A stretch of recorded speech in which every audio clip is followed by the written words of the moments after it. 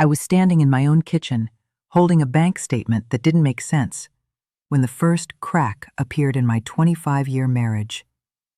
At first, I told myself it had to be a mistake. But deep down, something cold and quiet was already settling in my chest. If you've ever had a moment where your heart knew something your mind wasn't ready to face, you're not alone. Stay with me, because what unfolded next changed everything I thought I knew about my life. The morning it started was ordinary in the kind of way you don't appreciate until later. The coffee maker was humming its familiar little tune. The late October light was coming through the kitchen window in soft stripes across the counter. And I was standing at the sink in my Dayton, Ohio home, wearing my house slippers and holding my favorite blue porcelain teacup, the one Robert gave me on our 10th anniversary. It had a tiny crack near the handle now. I remember noticing that. Funny the things you notice before your world tilts sideways.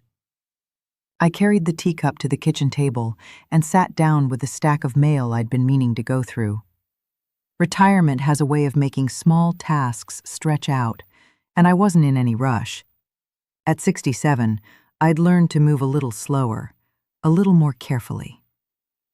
That's when I saw the bank statement. At first glance, nothing seemed unusual, just numbers and lines and the usual monthly activity. But something tugged at me the way a loose thread catches your finger. So I looked again. And that's when I saw it. A transfer. Large. Larger than anything we'd moved in years. My brow furrowed. I set the teacup down slowly, careful not to chip it further, and pulled the paper closer. Another transfer. And another. All within the last 3 months. My heart didn't race.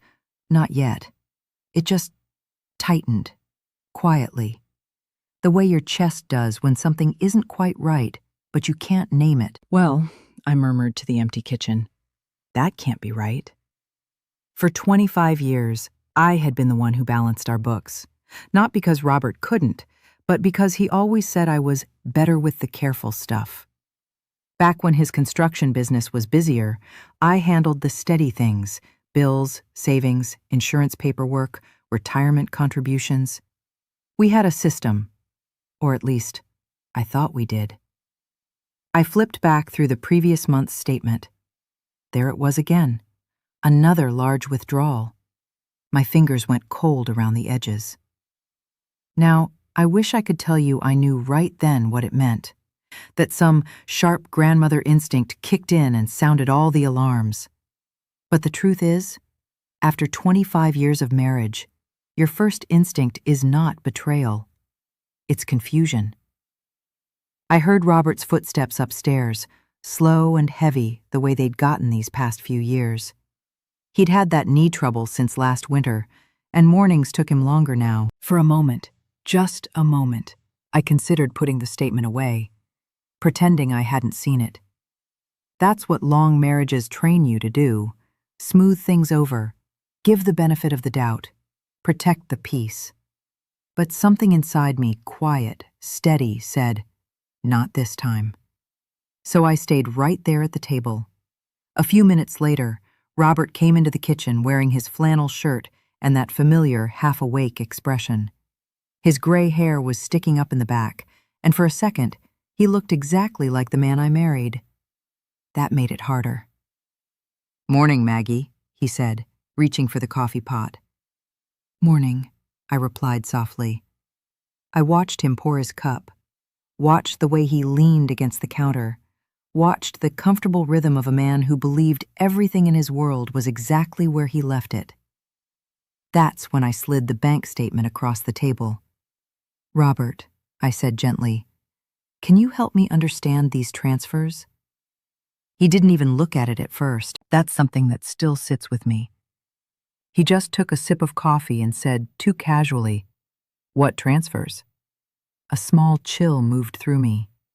"These," I said, tapping the paper lightly, "from the savings account." Now he glanced down. Just a quick look. Too quick. "Oh," he said, waving one hand, "that's contractor stuff." Contractor stuff. After 25 years, you learn the difference between a man who's explaining and a man who's brushing past something. I kept my voice calm. What kind of contractor stuff? He sighed, not irritated exactly, but impatient in a quiet way. Property investment, Maggie. I told you I was looking into a few things. I searched my memory. No, he hadn't, but I didn't say that out loud. Instead, I picked up my teacup and took a slow sip, buying myself a second to think. The porcelain felt warm against my palms, familiar and steady. I just didn't realize we were moving this much money, I said carefully. For the first time, Robert's eyes met mine fully, and something flickered there. Not guilt, not exactly, but awareness. It's handled, he said. You don't need to worry about it. You don't need to worry. I've lived long enough to know those words can mean many things. I nodded slowly, like I accepted the answer, but inside, something had shifted just slightly, like a picture frame no longer hanging straight. Well, I said quietly, as long as you're sure. I am, he replied quickly. Too quickly. We sat in silence for a few moments after that. The coffee maker clicked off. A car passed slowly outside on Maple Ridge Drive. Somewhere down the street, a dog barked twice and then went quiet again. Ordinary sounds, ordinary morning. Except it wasn't. Because as Robert carried his coffee toward the living room, I noticed something I hadn't paid attention to before. His phone, face down on the counter. That wasn't new exactly, but lately, it had been happening more often. I told myself not to read into it. I told myself long marriages go through seasons. I told myself a lot of things that morning. But later, much later, I would wish I had listened to the small voice in my chest that was already whispering. Because that was the morning the careful watching began. Over the next few days, I didn't say another word about the transfers. Not to Robert, not to anyone. Instead, I did what women like me have always done. I paid attention. I noticed Robert started taking more errand drives in the afternoons. Not long ones, just long enough to feel slightly off. I noticed he started carrying his phone into the bathroom. I noticed the way he'd step outside to take certain calls, lowering his voice just enough. Little things, small things, the kind you can explain away, until you can't. One afternoon, while I was folding laundry in the living room, our neighbor, Linda Watkins, knocked on the front door. Linda had lived 2 houses down for nearly 15 years, and she had the gentle but sharp-eyed nature of someone who noticed more than she said. "Maggie, you home?" she called as she stepped in with her usual warmth. "In here," I answered. She came into the living room, took one look at me, and tilted her head. "What's on your mind?" I blinked, surprised. "Nothing," I said automatically. Linda gave me a look over the top of her glasses, the kind churchwomen perfect over time. "Mm-hmm," she said softly. "And I'm 25 again." Despite myself, I let out a small breath. "It's probably nothing," I said, "just numbers not lining up the way I expected." Linda didn't push. She just sat down beside me and folded one of Robert's shirts with slow, careful hands. "You ever double-check the paperwork?" she asked gently. Something in my chest tightened. "I handle the paperwork," I said. "I know you do," she replied kindly, "but sometimes it helps to look twice." That night, after Robert went upstairs to watch television, I sat alone at the kitchen table with my blue teacup and pulled out the last 6 months of statements. What I saw made my stomach drop. Because the transfers weren't random. They were patterned, regular, deliberate. And that's when I noticed something that made the fine hairs on my arms stand up. Each payment was going to the same place, a construction company I didn't recognize. I stared at the name for a long time, my fingers resting lightly on the edge of the paper. Then, slowly, very slowly, I reached for my laptop. Because something inside me, something that had been patient for 25 years, was finally waking up. And I had a feeling I wasn't going to like what I found next. I didn't sleep much that night, not because I was panicking. Not yet. It was quieter than that, the kind of restless feeling that sits in your bones and won't let you settle. Every time I closed my eyes, numbers floated back up in my mind. Transfers, dates, that unfamiliar construction company name. By morning, the decision had already been made somewhere deep inside me. I was going to drive out there. I told Robert I had a few errands to run. He barely looked up from his phone when I said it, just gave a distracted little, "Okay, Maggie," like he always did when he thought everything in the house was steady and predictable. That used to comfort me. Now it made my chest feel tight. The October air in Dayton had that crisp bite to it when I stepped outside. Leaves were gathering along the curb in little golden piles, and for a second, I just stood there beside my car with my keys in my hand. 25 years of marriage is a long time to second guess. Part of me still wanted to believe this was nothing more than paperwork I didn't understand. Maybe Robert really was looking into some investment. Maybe I was reading too much into it. But another part of me, the part that had balanced our checkbooks for a quarter century, was already quietly preparing itself. The drive took about 20 minutes, long enough for doubt to rise and fall and rise again. The address led me to a newer development on the edge of town, the kind where the houses all look freshly pressed and the sidewalks are still too clean. I slowed the car as I turned onto the street, my hands tightening slightly on the wheel. Then I saw it. Robert's truck, parked halfway down the block.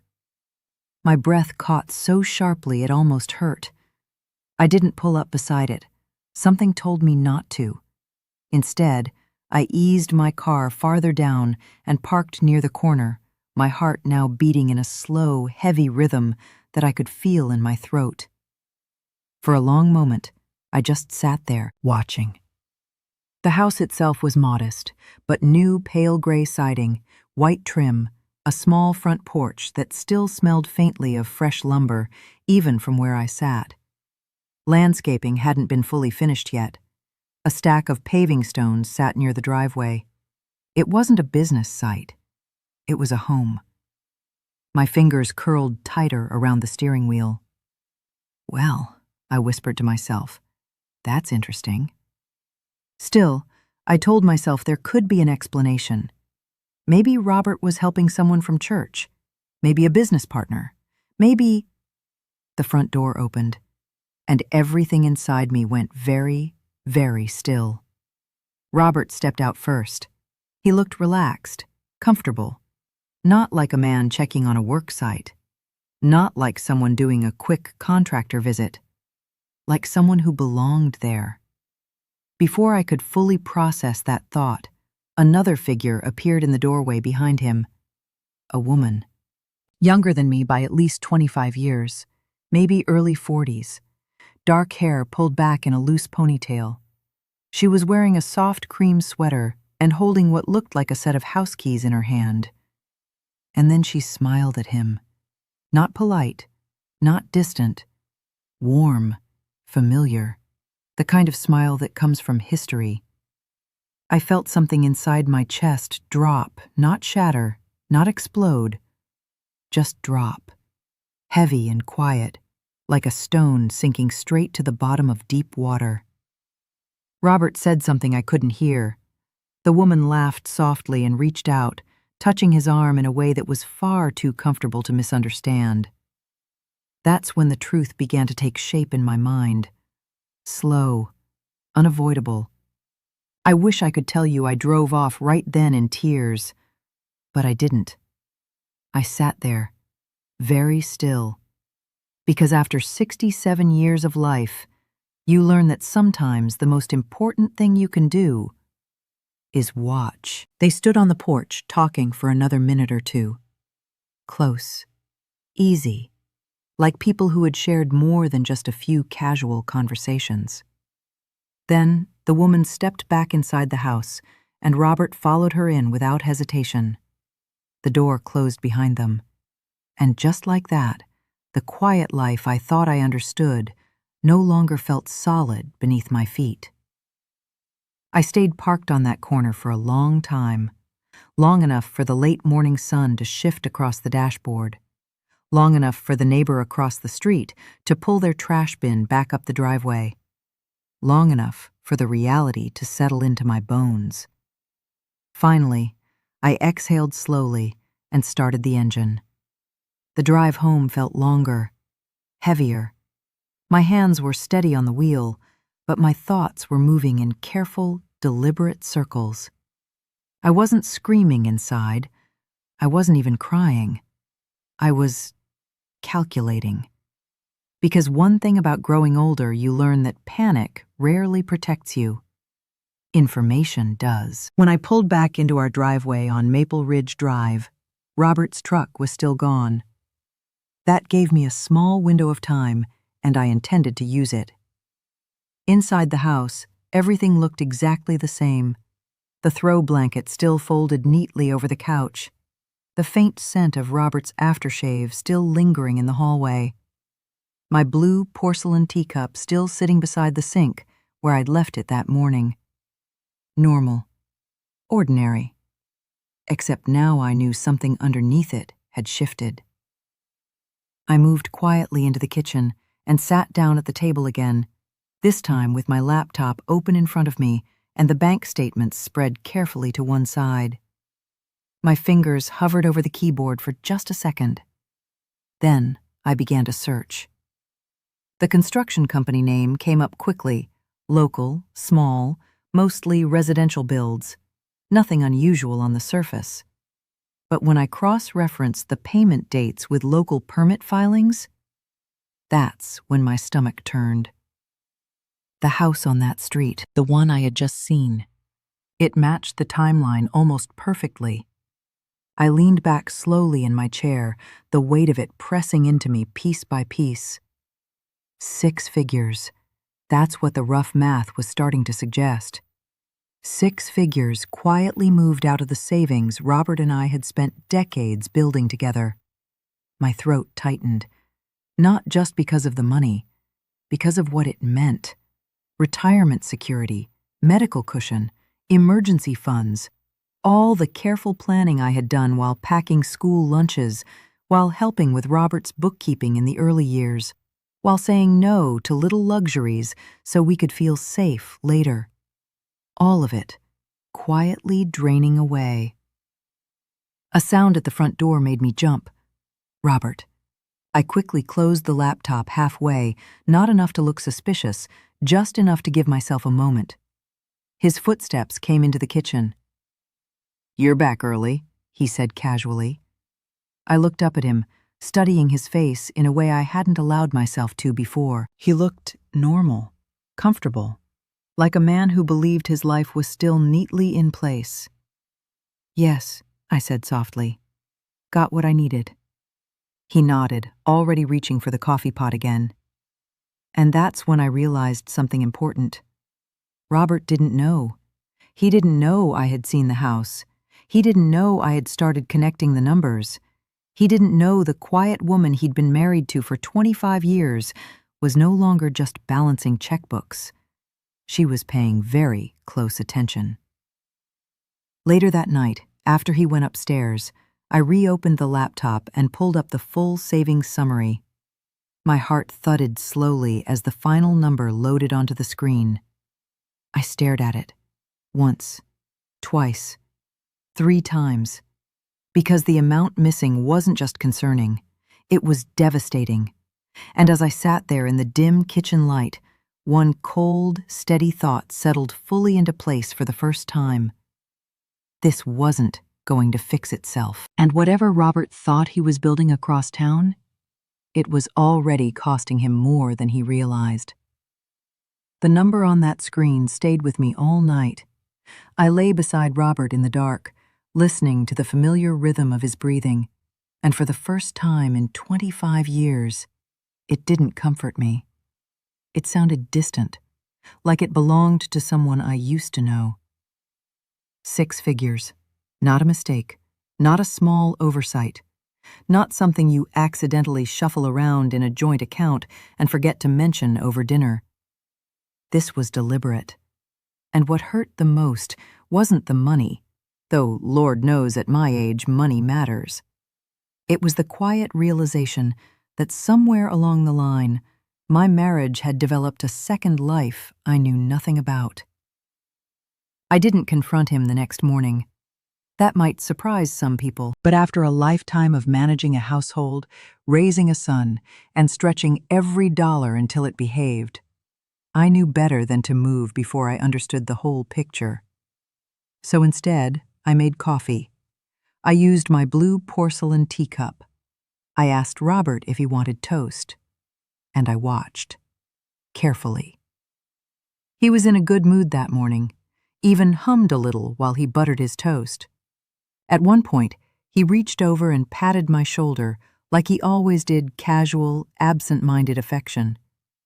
If I hadn't seen what I saw the day before, I might have believed everything was still solid. But now every small thing felt different. Later, after he left to run errands, I sat down at the dining room table with a legal pad and started writing out everything I knew. Dates, transfers, company names, property address. My handwriting stayed steady, even when my stomach didn't. Because one thing about getting older, you learn that feelings pass, but paperwork stays. By early afternoon, I had enough of a timeline to make my next decision. I was going to talk to someone who understood the law better than I did. Not to start a fight. Not yet. Just to understand my footing. Linda answered on the second ring when I called. "Well, hello there, Margaret," she said warmly. "You sound serious." "I need a name," I told her quietly. She didn't ask what for. That's one of the reasons I've always trusted Linda Watkins. Within 10 minutes, she had given me the number for a family attorney downtown, Howard Green. Said he was steady, discreet, and didn't scare easy. That sounded exactly like what I needed. I made the appointment for the following morning, and that night, I didn't say a single word to Robert about any of it. The next day was gray and cool, the kind of Ohio morning where the sky sits low and heavy over the rooftops. I drove downtown with my folder of documents on the passenger seat, my hands resting calmly on the wheel. From the outside, I probably looked like any other retired woman running errands. Inside, I was preparing myself for answers I wasn't sure I wanted.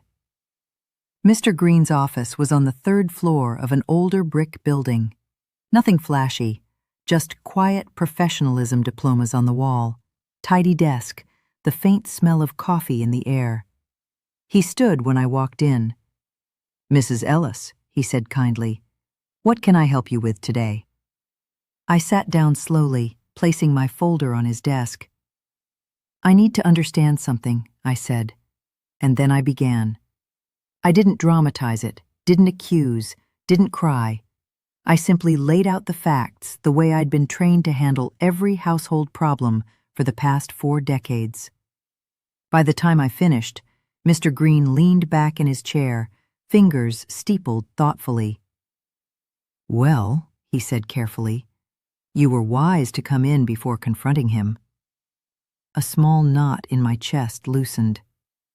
"So I'm not overreacting," I said quietly. "No," he replied gently. "You are not." What he explained next came in calm, measured pieces. Because the accounts were joint, Robert technically had access to the funds. But, and this part mattered, using marital assets to finance a separate residence for another partner could carry serious legal consequences, especially during separation proceedings.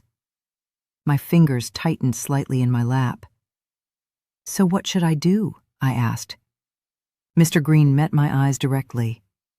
"For now," he said, "you gather documentation, quietly, thoroughly, and you do not tip your hand until we understand the full scope." That word settled into me, quietly. I had been doing that my whole life. When I left his office an hour later, the sky had started to drizzle lightly. I sat in my car for a moment, listening to the soft tap of rain on the windshield. I wasn't helpless. That realization came slowly, like warmth returning to cold hands. I wasn't trapped. But I wasn't finished uncovering the truth either. Over the next week, I moved carefully through my own home, like a woman learning new floorboards. Robert remained mostly the same routines, same comfortable habits. If anything, he was slightly more attentive than usual. That didn't sit right with me. One evening, while he was in the shower, his phone lit up on the kitchen counter. I didn't touch it. I didn't need to. The name on the screen was enough. Carla. My stomach dipped, but my face stayed calm. Later that night, after he fell asleep upstairs, I returned to the dining table and opened the county property records again. This time, I searched deeper. And that's when the second wave of truth rolled in. The house, the one in the quiet development.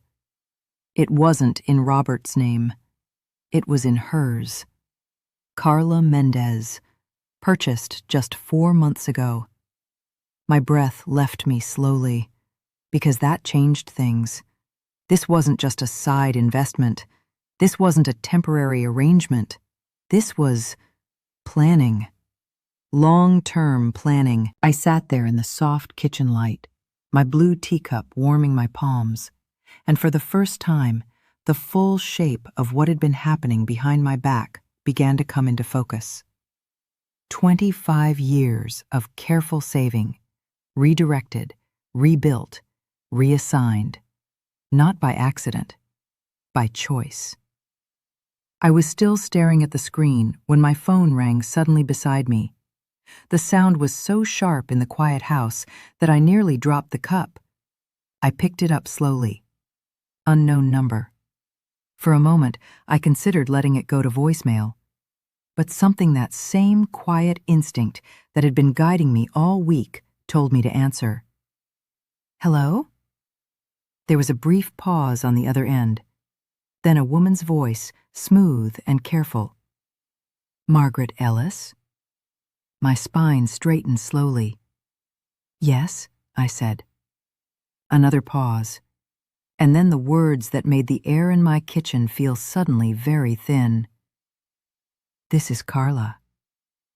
For a moment, I thought I had misheard her. The kitchen clock ticked softly on the wall. The refrigerator hummed its low, steady note. Everything in my house was exactly the same, and yet nothing was. "This is Carla." My fingers tightened slightly around the phone, but my voice, when I spoke, came out steady. "Yes," I said quietly. I gathered that.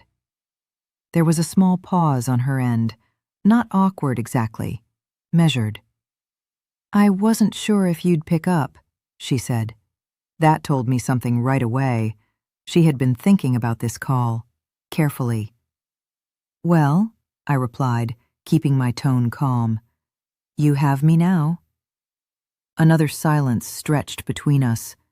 I could almost picture her standing somewhere in that new house with its fresh paint and clean porch railings.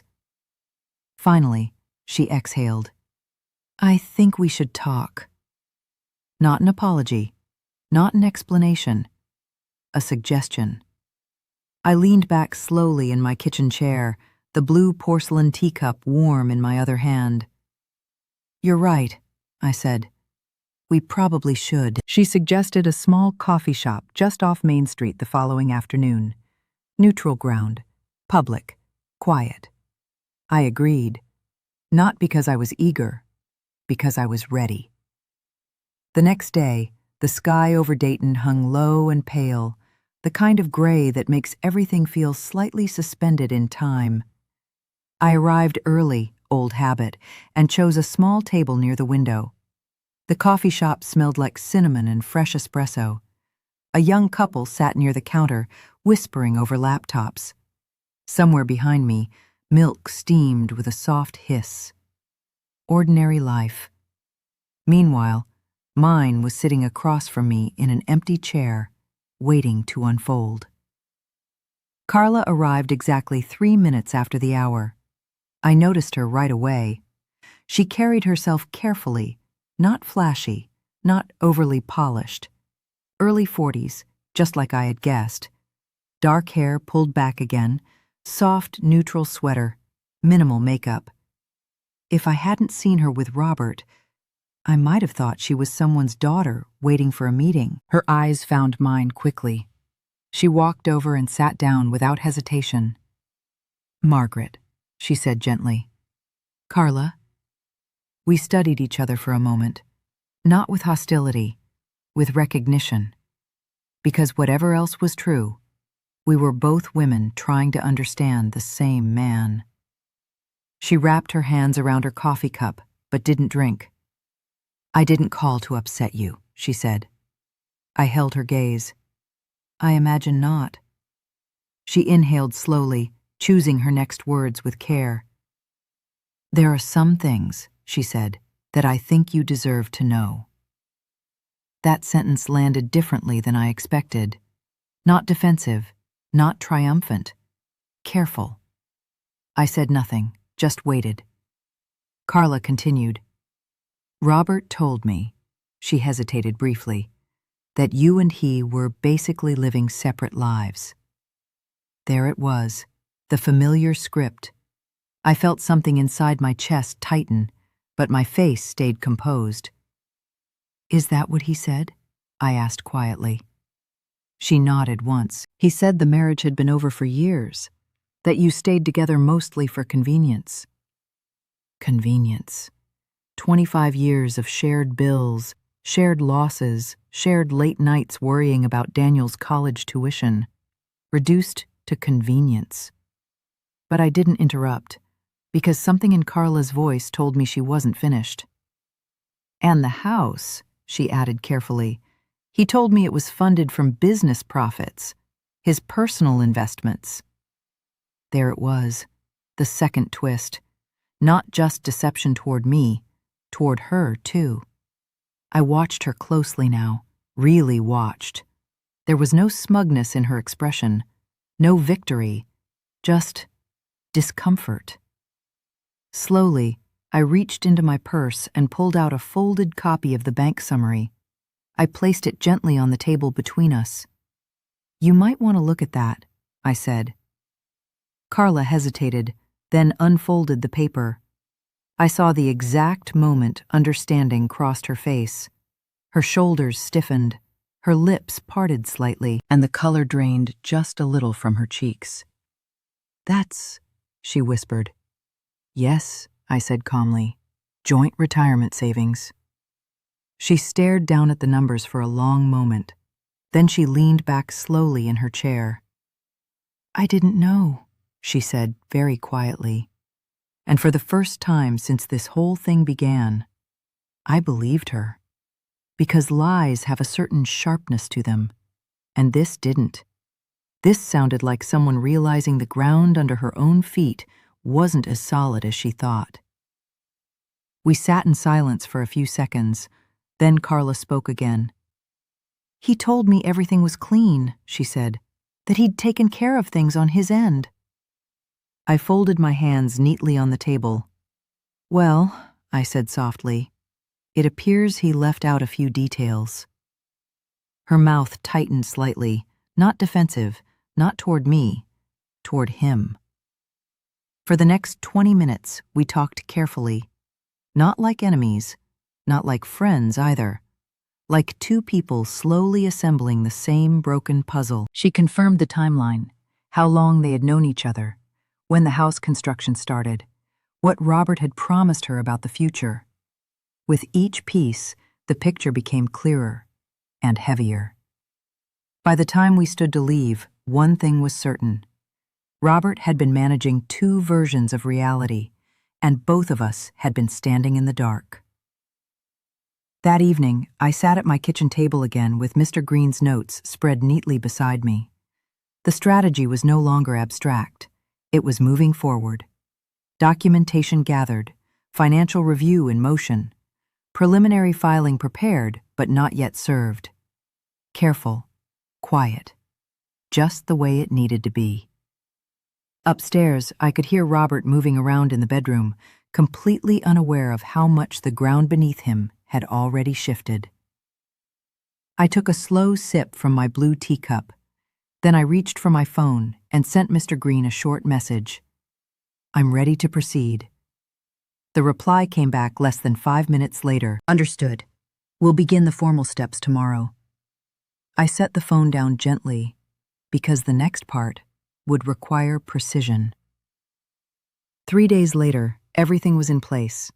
Robert came home that evening just after 6, loosening his jacket the way he always did when he walked through the door.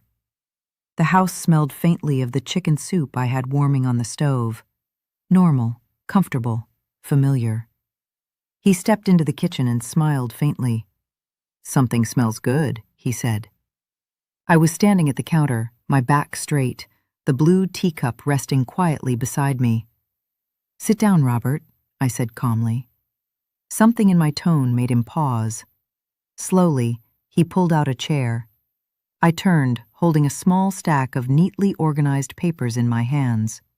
And for the first time in 25 years of marriage, I was the one in complete control of the room. "I think," I said gently, "we need to talk about the house on Briarwood Lane." The color left his face so fast it was almost startling. For a moment, he said nothing. Then, carefully, "What about it?" I stepped forward and placed the documents on the table between us.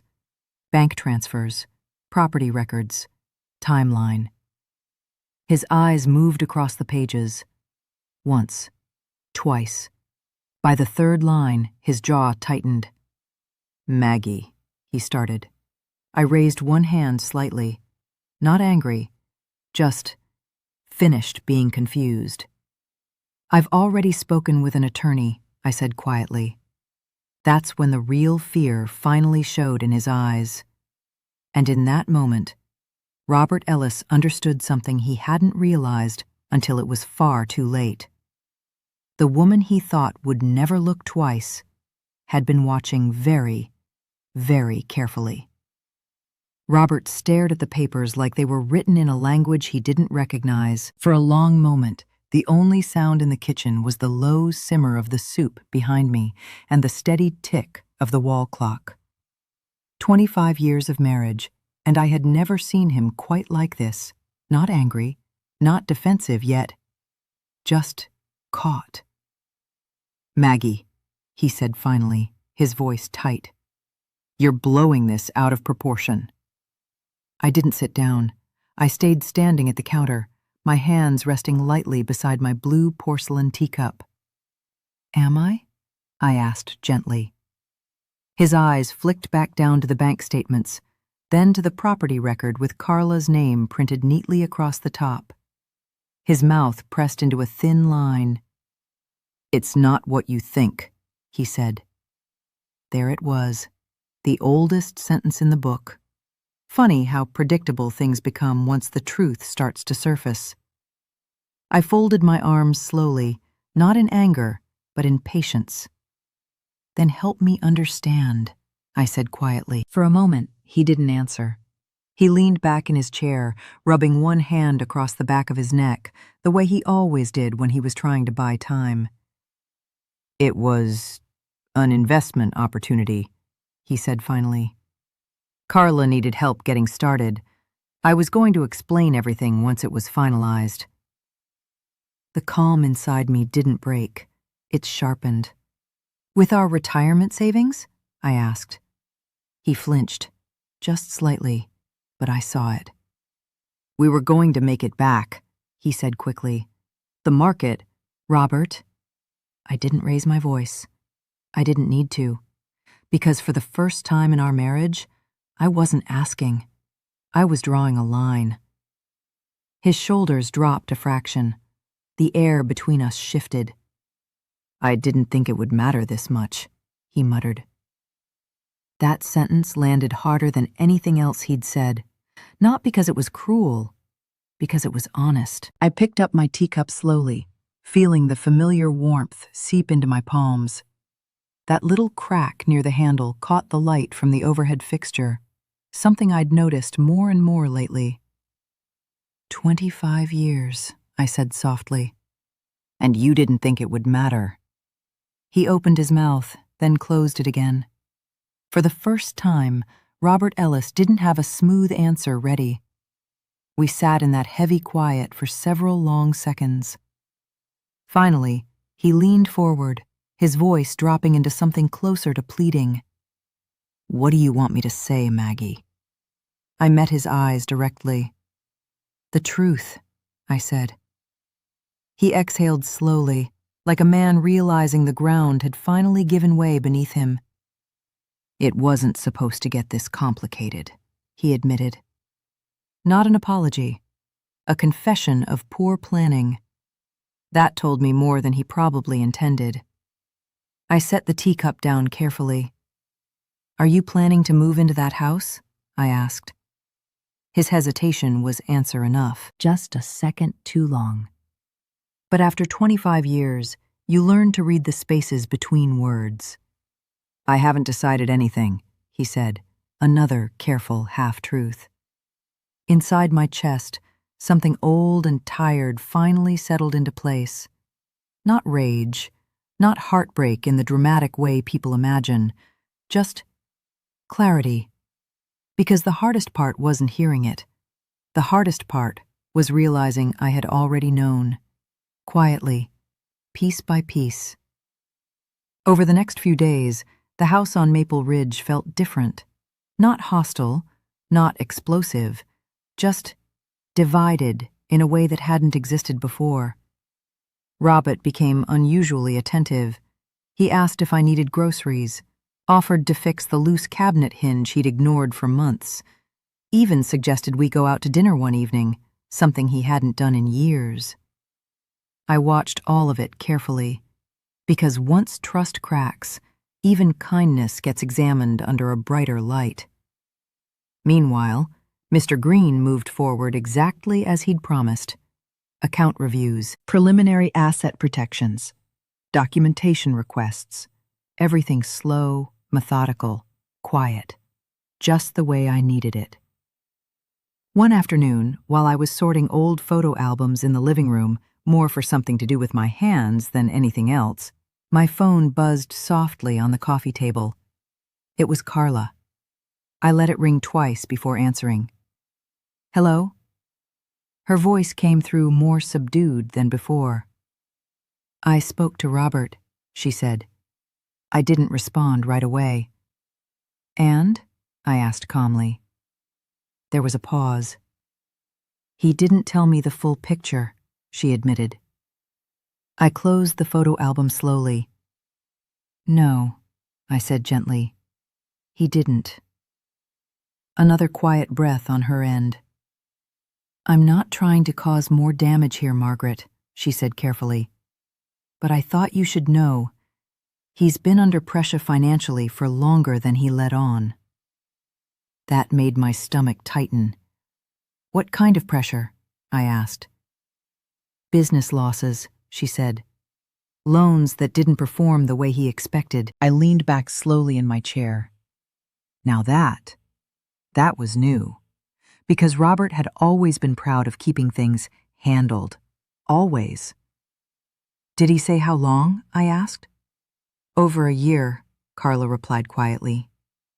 I closed my eyes for just a second, because suddenly the transfers, the urgency, the secretive behavior, they all began to rearrange themselves into a slightly different shape. Not better, but more complicated. When I hung up the phone, the house felt very still around me. Upstairs, I could hear Robert moving around in the bedroom. A year. That meant this hadn't been one reckless decision. It had been building, quietly, just like everything else. That evening at dinner, I studied him across the table in a way I hadn't allowed myself to before. The lines around his eyes looked deeper, his shoulders a little more tense. Even the way he held his fork seemed tighter than it used to be. For the first time since this all began, I saw the strain underneath the choices. Not enough to excuse anything, but enough to understand this story wasn't finished unfolding yet. I set my napkin down gently. "Robert," I said. He looked up quickly, wary now. "Yes?" I held his gaze for a long moment. "You should know," I said quietly, "that I'm not done asking questions." His face went very still, because something in my tone had changed. I wasn't the confused wife anymore. I wasn't even the quietly hurt one. I was the woman who had finally started pulling the right threads, and somewhere deep in my chest, that same steady instinct whispered again the one that had guided me from the very beginning. There was still more to uncover, and whatever came next, I had a feeling it was going to change everything. The next morning, I woke up before dawn, not because I wanted to, but because my mind refused to stay quiet. The house was still dark, the kind of dark that makes familiar rooms look like someone else's home. I padded down the hallway in my slippers, passing the framed family photos like they were museum pieces from a life I'd once lived. In the kitchen, I turned on the small lamp above the sink instead of the overhead light. I didn't want to wake Robert, not because I was being considerate, because I needed space to think. I poured myself coffee and reached for my blue teacup without even looking. My hands knew where it was, the way they'd known for years. That small crack near the handle pressed against my thumb, and it felt like a warning I'd ignored for too long. I sat at the table and opened my notebook. Dates, amounts, conversations, and now a new detail I couldn't unhear. Business losses, loans, pressure for over a year. Robert had never told me, not once. Which meant the betrayal wasn't just the house. It wasn't just Carla. It wasn't just the money. It was the decision to let me live inside a version of our life that wasn't real. I stared at the kitchen window, where the first pale line of morning was starting to form at the edge of the sky. I should have been thinking about retirement plans, about my grandson Evan's next school project, about whether I wanted to make chili or chicken stew this weekend. Instead, I was trying to figure out how long my husband had been drowning while standing right beside me. And then, a thought hit me so hard I actually sat back. If he was desperate enough to use our retirement savings, what else had he done? I didn't like that question, but I wasn't done asking them. Late that morning, I called Mr. Green. His assistant put me through, and his calm voice came on the line like a steady hand on my shoulder. "Mrs. Ellis," he said, "I was expecting to hear from you." "I need to know something," I replied. "Go ahead."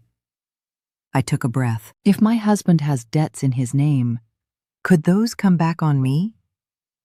There was a pause, just long enough for him to choose the most accurate words. "Potentially," he said. "It depends on the nature of the debt, the structure, and whether marital assets were used as collateral. We'll need to run a full review." My stomach tightened. "I want a full review," I said. "I agree," he replied. "And I'd recommend pulling your credit report as well, just to see if anything unexpected appears." Unexpected. That word lingered in my mind long after I hung up. Because suddenly, my life felt like a house where one wall had been cut open and I didn't know what wiring was behind it. That afternoon, while Robert was out again, another errand drive, another unexplained stretch of time, I sat at my laptop and pulled my credit report. I expected to see the usual things: mortgage, A couple old store cards I'd had since Daniel was in high school. Normal, boring life stuff. At first it looked that way. Then I saw it. A recent inquiry. Not mine. From a bank I didn't recognize. My breath caught. It wasn't a new line of credit in my name, thank God for that, but it was still a question mark I couldn't ignore. Why would anyone be checking my credit if I hadn't applied for anything? I stared at the screen until my eyes burned. That's when I realized something that made my skin go cold. Robert knew my social security number. He knew every detail tied to my identity. We'd been married 25 years, and I had trusted him with the quiet parts of my life without thinking twice.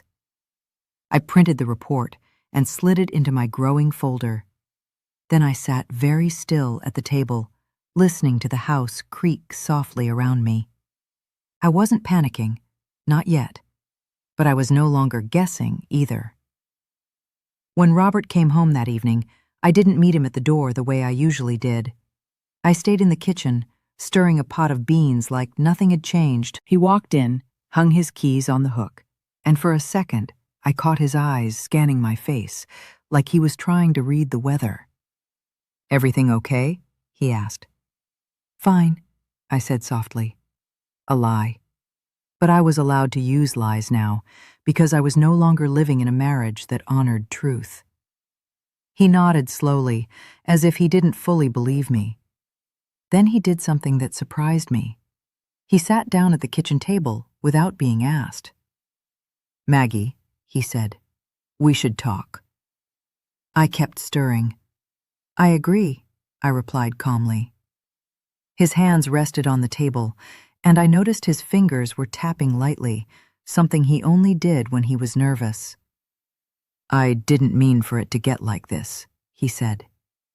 That sentence sounded like it belonged to a man talking about a storm he hadn't predicted, not a life he'd actively built behind my back. I turned off the stove, wiped my hands on a dish towel, and sat across from him. "All right," I said quietly. "Start from the beginning." He exhaled, eyes dropping to the table. "It started with the business," he admitted. "Last year. A couple jobs didn't come through. Materials cost more than they should have. One client," he shook his head, frustrated. "One client didn't pay on time, and it put me in a hole." I watched him carefully, not because I wanted to sympathize, because I wanted the truth. "And you didn't tell me," I said. He looked up, and something like shame flickered over his face. "I didn't want you to worry," he murmured. I let out a slow breath. "That's what you always say when you don't want to answer." His jaw tightened. "I thought I could fix it," he said. "And Carla?" I asked, voice steady. His eyes shifted away, just slightly.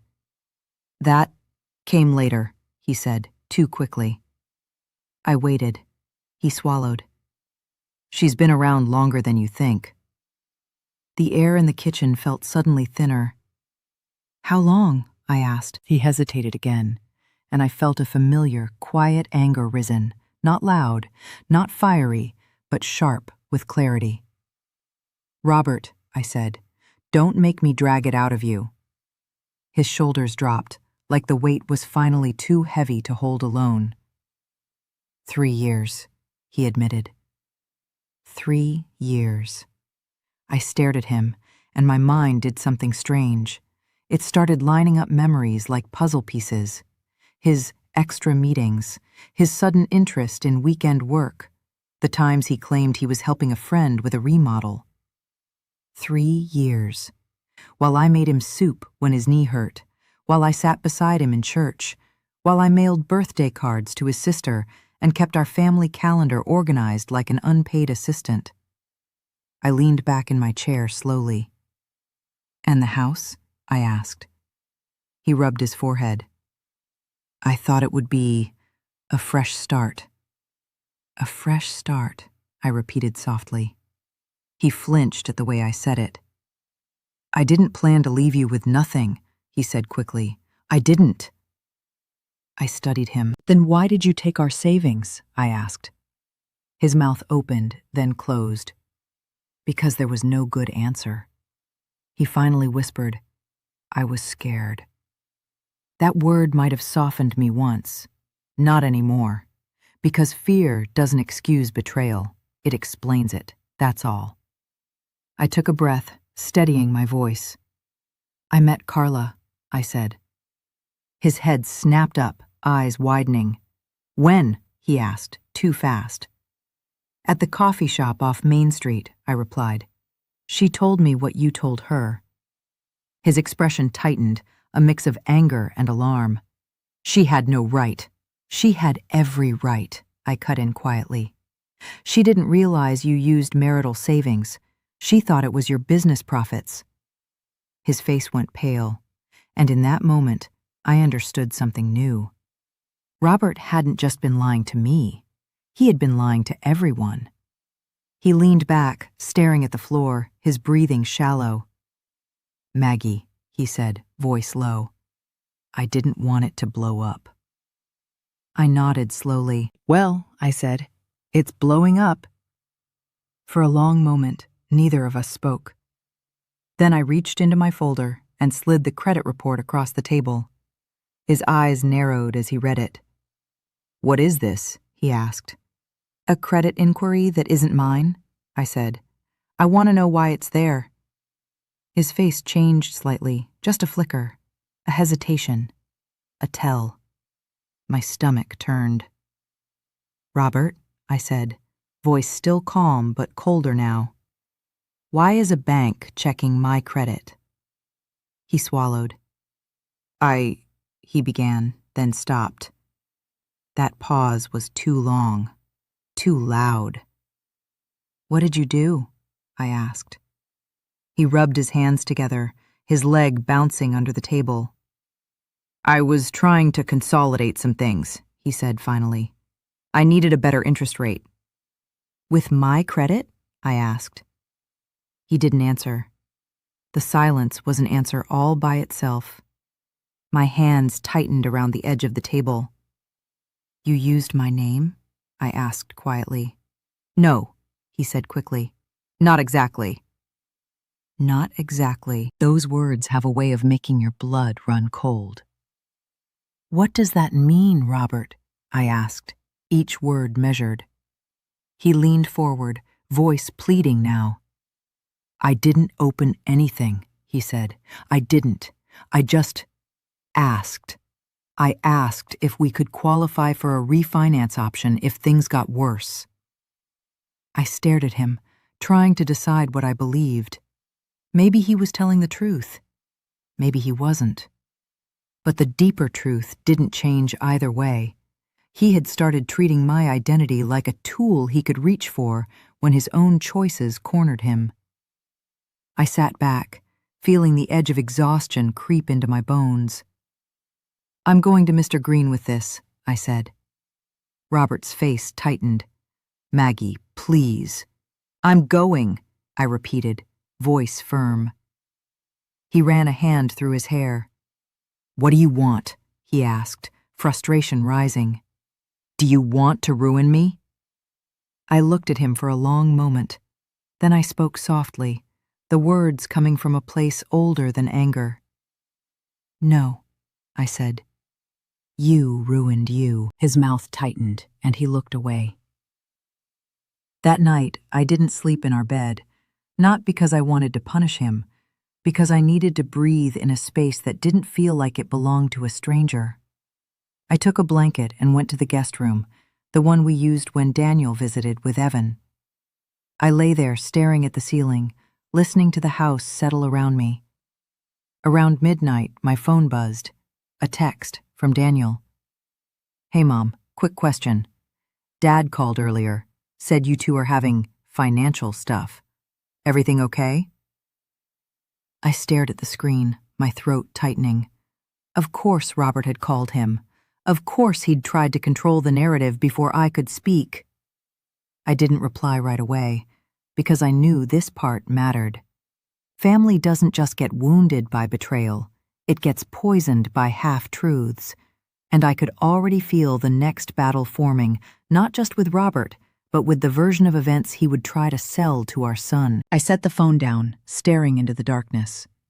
I wasn't ready to pull Daniel into this yet, not until I had every fact, not until I knew exactly what I was dealing with. But I also knew something else now. Robert wasn't just protecting himself. He was already laying groundwork, and whatever he was afraid of being exposed, it was bigger than the house on Briarwood Lane. Much bigger. I closed my eyes, my heart beating slow and steady, because in the morning, I was going back to Mr. Green. And this time, I wasn't just asking about stolen savings. I was asking about everything. By morning, the decision was already made. The house was quiet when I came downstairs, the kind of quiet that only comes after something important has cracked open and everyone is pretending it hasn't. Robert's coffee mug was already in the sink, rinsed but not washed. That small detail told me he'd been up early, restless. Good. I poured my coffee and reached for my blue porcelain teacup. The familiar weight of it steadied me. Funny how objects hold history long after people start rewriting theirs. I sat at the kitchen table and finally opened Daniel's message again. "Hey, Mom, everything okay?" My son had always been perceptive. Even as a boy, he noticed things other people missed, the way I forced a smile when money was tight, the way Robert got quiet when work wasn't going well. Daniel didn't panic easily, but when he reached out like this, it meant something in his father's voice had unsettled him. I typed slowly. "We're working through some financial issues. I'm okay. I'll explain when the time is right." I stared at the message for a moment before hitting send, because this was the part nobody tells you about long marriages when things start to unravel. The damage doesn't stay between two people. It reaches outward, into children, into holidays, into the quiet way your grandson looks at you across the dinner table. And I wasn't going to let Robert control that story. Not anymore. Mr. Green didn't look surprised when I walked into his office later that morning. "I had a feeling we'd be talking again soon," he said gently. I handed him the updated folder credit report, new notes, everything I had gathered since our last meeting. He read quietly for several minutes. Then he leaned back in his chair, his expression thoughtful but more serious than before. "You were right to come in quickly," he said. My stomach tightened slightly. "How complicated is this?" I asked.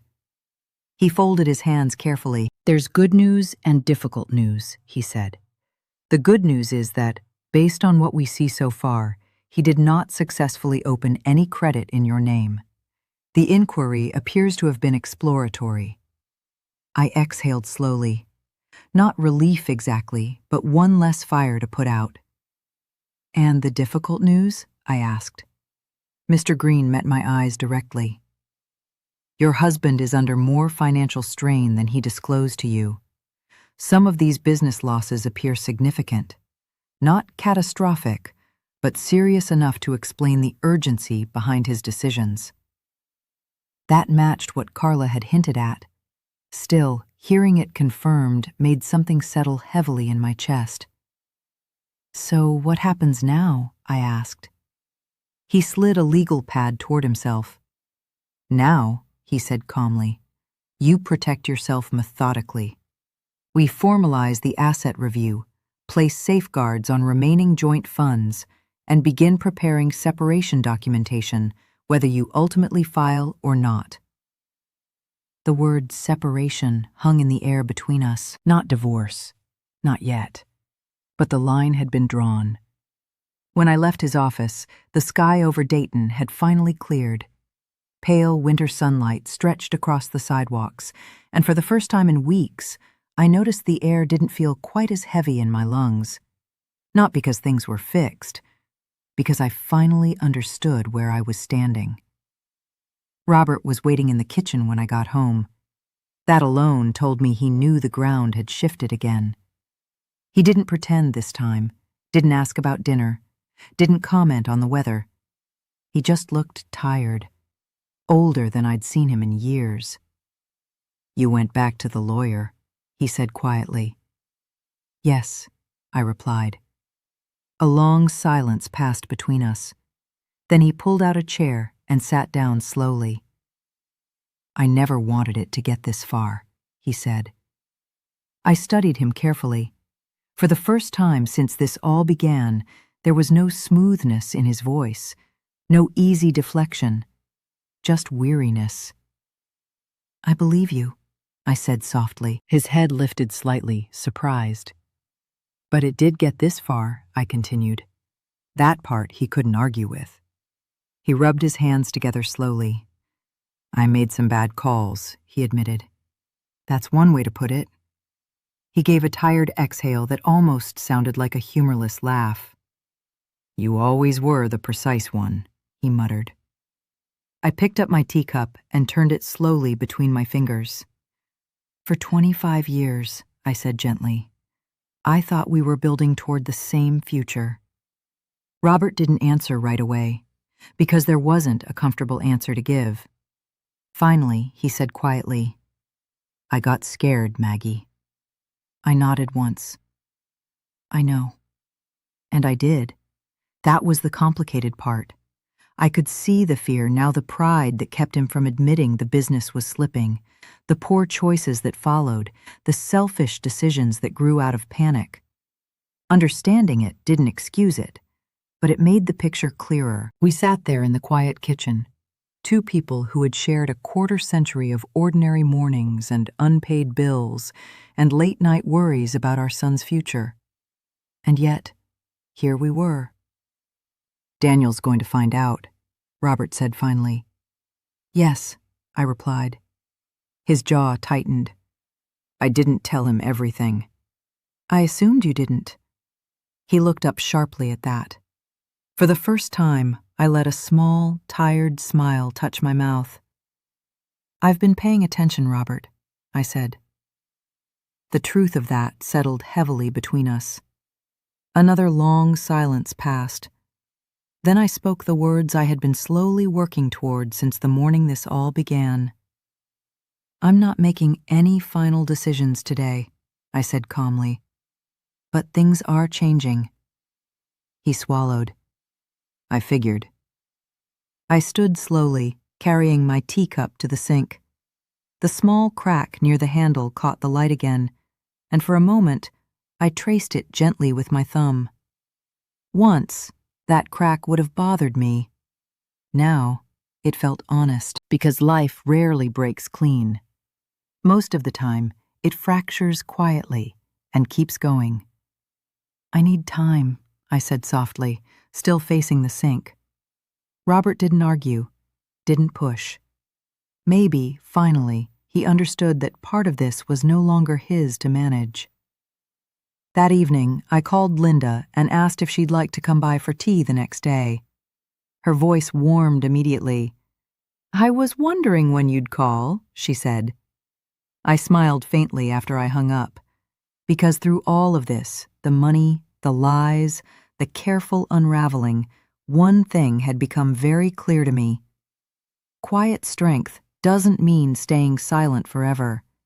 It means knowing when to stand still and when to start moving forward. The house on Briarwood Lane still stood across town. The paperwork was still in motion. Robert was still sitting at our kitchen table, looking like a man who finally understood the cost of secrets. And me? I wasn't finished deciding what the rest of my life would look like, but for the first time in a long while, I was wide awake. If this story touched something in your heart, I'd be honored if you subscribed, liked the video, and shared it with someone who might need the reminder that quiet strength still matters.